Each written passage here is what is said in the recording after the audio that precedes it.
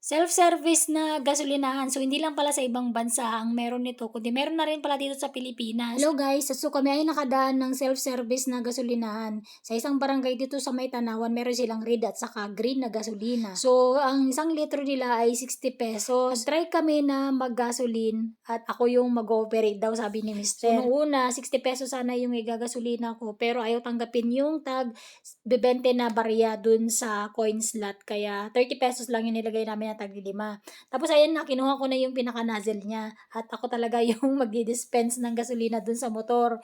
So si Mr. kasi alam na niya kung paano mag-gasolin. Kaya ako naman ngayon yung pinatry niya kung paano maglagay ng gasolina dun sa motor. At siya na yung nag-start dun. So mabilis lang na nilagay yung kalahating litro kasi 30 pesos nga lang. Tapos nanginginig ako. Ang bigat nung nozzle guys, no. Ang hirap din palang maging gasolina girl or gasoline boy. Kasi mabigat talaga yun, yung nozzle na yun. So, at least na-try ko kahit papano kung paano mag-gasolina, paano maglagay ng gasolina sa sarili mong sasakyan. Ayan na, sa natapos na. Pabor kapag ikaw ay naubusan ng gasolina at nakakita ka ng self-service na gasolinahan kasi ikaw na maglalagay ng gasolina sa sasakyan mo.